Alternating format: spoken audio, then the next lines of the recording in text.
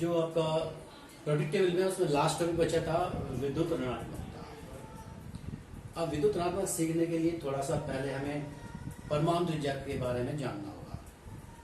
Suppose करते हैं जैसे हमने अवस्था में देखा, पहला जो दूसरा आवर्त जो लेते हैं सेकेंड आवर्त में लिथियम, फिर beryllium, boron, carbon, nitrogen, oxygen और यहाँ पे लेते हैं फ्लोरीन।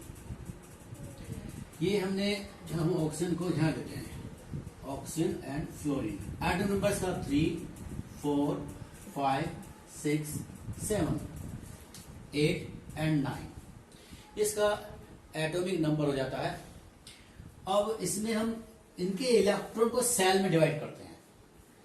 सेल में होता है पहली सेल में 2 है और लास्ट में बचा 1। पहली सेल में 2 से ज्यादा नहीं हो सकते। अब यहाँ 4 है तो पहली सेल में कितना आएंगे, 2 बचे कितने, तो वो दूसरी सेल में आ जाएंगे। इसको डिवाइड करेंगे। यहाँ पर 5 है, पहली सेल में 2 से ज्यादा नहीं हो सकते तो बचे कितने, 3, तो दूसरी सेल में जाएंगे। सेम कंडीशन 2, 4 ऐसी 2 और 5, सेम कंडीशन 2 और 6 और 2 और 7 जाएगी। अब आपको ये देखना है कि लास्ट की सेल में इलेक्ट्रॉन कितने हैं। मेन फोकस हमारा यहां पर है। अब आप सभी जानते हैं कि परमाणु के केंद्र में होता है धनावेश, जो प्रोटीन का उसका प्रोटॉन का आवेश है, और इसके चारों ओर जो होते हैं वो इलेक्ट्रॉन होते हैं। अब इलेक्ट्रॉन लगातार जो वृत्तीय गति करता है तो ये बाहर की ओर बल लगाता है। अब ये बाहर की ओर बल जो आप केंद्र बल कहते हैं इसे, तो तभी ये प्लस आवेश इसे अपनी ओर आकर्षित करता है, क्योंकि आप जानते हैं प्लस और माइनस के बीच लगता है आकर्षण बल, इसे अभिकेंद्र बल कहते हैं। अब केंद्र बल और अभिकेंद्र बल जब एक दूसरे के ठीक बराबर हो जाते हैं तो इलेक्ट्रॉन लगातार वृत्तीय गति करता रहेगा।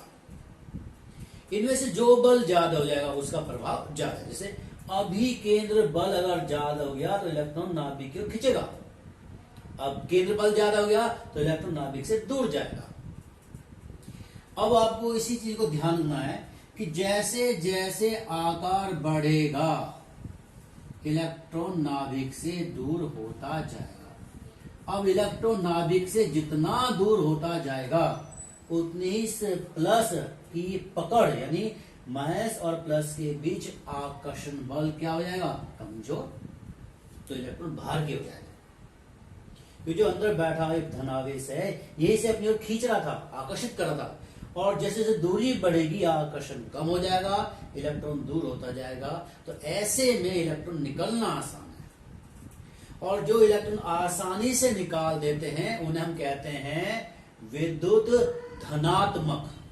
विद्युत धनात्मक। अब दूसरी कंडीशन, इन तीनों में आप देख रहे हो पहला स्ट्रक्चर है, दूसरा और तीसरा, इनमें आप बताएं सबसे छोटा आकार किसका है।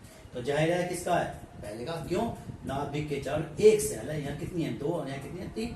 तो जैसे जैसे सेल बढ़ती जाती हैं आकार बढ़ता जाता है। अब इनमें सबसे ज्यादा आकर्षण बल कहाँ लगा, यहाँ पर। जब ये आकर्षण बल इस पूरी सेल पे काम कर रहा है तो जो बाहर का इलेक्ट्रॉन है वो भी इसकी ओर आकर्षित हो जाता है। तो कहने का अर्थ ये हुआ कि परमाणु का आकार जैसे जैसे कम होता जाएगा इलेक्ट्रॉन को अपनी ओर आकर्षित करने की क्षमता बढ़ती जाएगी। अब यहां पर ध्यान दें, यहां आउटर सेल में कितने इलेक्ट्रॉन है, 1, यहां कितने, 2, यहां कितने। अब सब में सेल तो बराबर है, ना बढ़ रही है ना घट रही है। तो अब कैसे पहचाने किसका आकार छोटा है किसका आकार बड़ा है, तो उसी के ध्यान देना। यहां पर एक इलेक्ट्रॉन था और एक ही क्या था, धनावेश, और जैसे दूसरा इलेक्ट्रॉन आएगा तो यहाँ पर धनावेश भी बढ़ जाएगा। तीसरा इलेक्ट्रॉन आएगा तो भी धनावेश बढ़ता जाएगा। तो यानी केंद्र में जो स्थिर धनावेश है वो बढ़ रहा है इलेक्ट्रॉन बढ़ने के साथ साथ, और जितना बढ़ता जाएगा उतना ही आकर्षण अंदर की ओर लगेगा इलेक्ट्रॉन पे। तो इलेक्ट्रॉन कुछ अंदर की खिंचने की कोशिश करते हैं, यानी सेल जो होती है सिकुड़ जाती है, सिकुड़ जाती है। जब सेल सिकुड़ जाएगी तो आकार में क्या ही कमी। तो नाभिक के द्वारा बाह्य सेल के इलेक्ट्रॉन पे, बाह्य सेल के इलेक्ट्रॉन पे लगाए गए आकर्षण बल को हम नाभिकीय आवेश या प्रभावी नाभिकीय आवेश कहते हैं।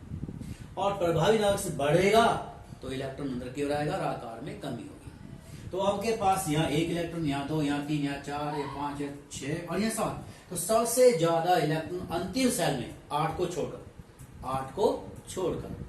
तो जितने ज्यादा इलेक्ट्रॉन अंतिम सेल में होते जाएंगे उसका आकार छोटा होता जाएगा। तो इस सब में सबसे छोटा आकार किसका हुआ? फ्लोरीन का। और आकार छोटा होने से कौन प्रबल हो जाएगा? नाभिक आवेश। और नाभिक आवेश अगर प्रबल हो जाएगा तो ये इलेक्ट्रॉन को अपने आसानी से खींच सकता है। तो कहने का मतलब हो गया, विद्युत ऋणात्मकता के अकॉर्डिंग वे परमाणु जो इलेक्ट्रॉन ग्रहण करके ऋण आयन बनाते हैं, यानी इलेक्ट्रॉन को अपनी ओर खींचते हैं, विद्युत ऋणात्मक होते हैं। अब परिभाषा, साझा किए गए इलेक्ट्रॉनों को अपनी ओर आकर्षित करने की क्षमता, साझा किए गए इलेक्ट्रॉन को अपनी ओर आकर्षित करने की क्षमता को विद्युत ऋणात्मकता कहते हैं। और इस सब में एक ये फ्लोरीन जो है पूरी आवर्त सारणी में सबसे ज्यादा विद्युत ऋणात्मक है। इससे ज्यादा विद्युत ऋणात्मक कोई तत्व है ही नहीं। तो ये आसानी से हम लोग खींच लेता है। क्यों? क्योंकि इसका आकार छोटा है। इन सब में अंतिम में 7 है। ये ध्यान, इलेक्ट्रॉन में कंफ्यूजन होता है। यहाँ एक इलेक्ट्रॉन है, बच्चा तो सोचेगा कम है तो आकार छोटा, बिल्कुल नहीं।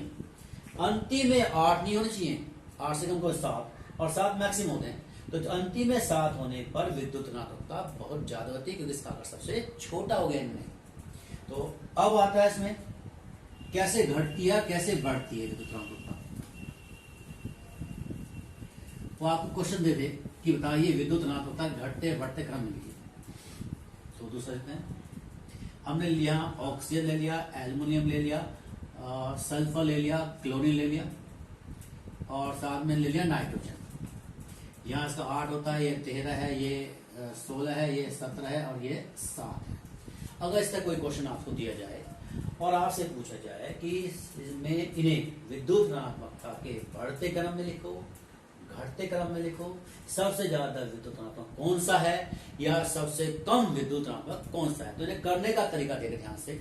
सबसे पहले आप देखें परमाणु क्रमांक और कम से अधिक की ओर को लिखें। तो सबसे कम परमाणु किसका है? नाइट्रोजन का 7, उसके बाद ऑक्सीजन 8, उसके बाद एल्युमिनियम 13, उसके बाद सल्फर 16 और फिर क्लोरीन है 17। अब कक्षा में बांट दो। कक्षा बांटने का तरीका पता आपको, 2 8 8 करके चलते हैं। तो यहाँ है 2 और 5 क्योंकि पहले में 2 आते हैं, फिर 2 और 6, फिर 2 8 और 3, फिर 2 8 6, फिर 2 8 7। अब यहाँ 2 प्रकार के एलिमेंट होते हैं।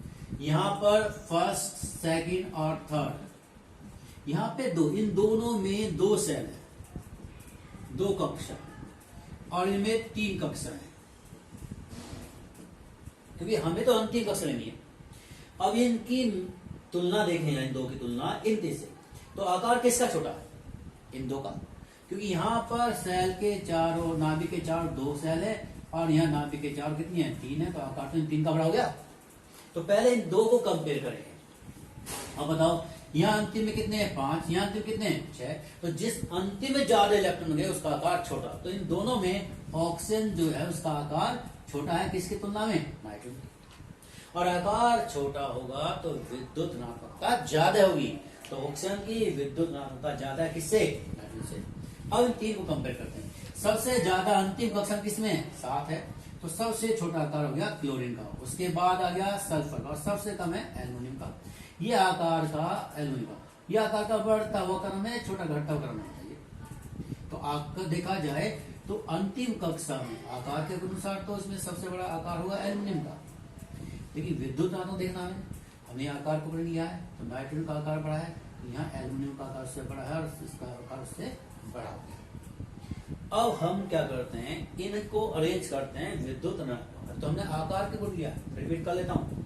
ऐसे क्वेश्चन बहुत अच्छे होते हैं और थोड़ा सा बस समझना है और एकदम आसान से रहते हैं। जब भी कोई क्वेश्चन दिया जाए तो परमाणु लिखेंगे और उसे फिर बढ़ते क्रम में लिख लेंगे, फिर कक्षाओं में लिखेंगे। यहाँ 2 ही कक्षा है तो पहले इनको अलग से देखेंगे और ये 3 कक्षा वालों को अलग से देखेंगे। 4 होंगे तो हम अलग से देखेंगे।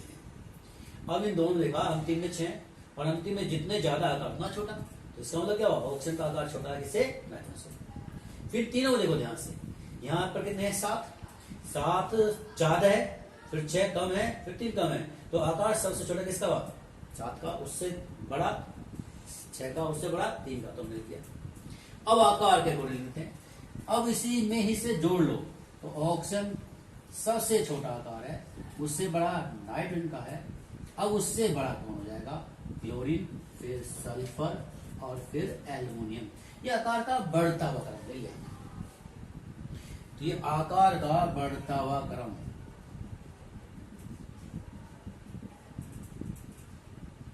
अब विद्युत ऋणात्मकता आकार बढ़ने के साथ साथ घटती है। यह आकार बढ़ रहा है तो विद्युत ऋणात्मकता बढ़ रही है। अब इसे उल्टा कर दो, यानी सबसे ज्यादा विद्युत ऋणात्मक कौन हुआ, ऑक्सीजन, उससे कम नाइट्रोजन, उससे कम क्लोरीन, उससे कम सल्फर, उससे कम एल्युमिनियम। तो ये हो गया विद्युत ऋणात्मकता का बढ़ता क्रम, विद्युत ऋणात्मकता का बढ़ता क्रम।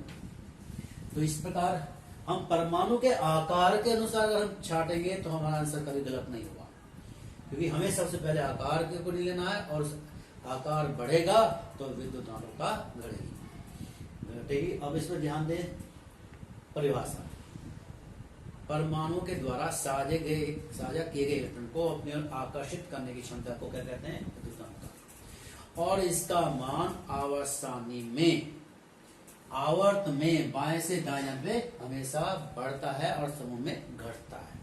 अब कैसे,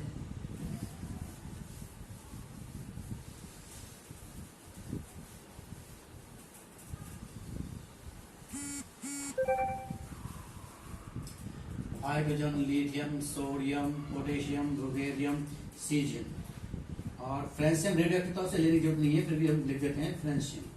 यहाँ beryllium, boron, carbon, nitrogen, oxygen and fluorine. तो यहाँ पे 3 है, हम कह सकते हैं कि 2 और 1 है, 2 और 2 है, 2 और 3, 2 और 4, 2 और 5 है, 2 और 6 है, 2 और 7 है। यहाँ पर 1 ही होता है, यहाँ पे 2, 8, 1 है, यहाँ 2, 8, 8, 1 है, यहाँ 2, 8, 18, 8, 1 है, और यहाँ 2, 8, 18, 18, 8, 1 है। इस तरह आप देखो ध्यान से, किसी भी ये ऊपर से नीचे की ओर जाते ही ये क्या समूह है और ये आवर्त है। तो आवर्त में सेल बढ़ रही है, सेल बढ़ेगी तो आकार बढ़ेगा, आकार बढ़ेगा तो विद्युत ऋणात्मकता घटेगी। आवर्त में अंतिम कक्षा में इलेक्ट्रॉन बढ़ने के साथ साथ आकार घटता है, आकार घटेगा तो विद्युत ऋणात्मकता क्या होगी, बढ़ेगी। तो विद्युत ऋणात्मकता बढ़ता क्रम और ये घटता क्रम। अब से फॉर्मूला बना सकते हैं, विद्युत ऋणात्मकता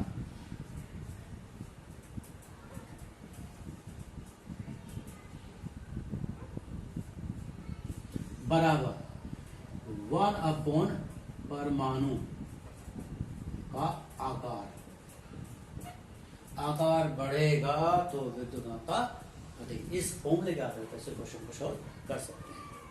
अब जो इसके बाद अगला चैप्टर है उसके लिए आपको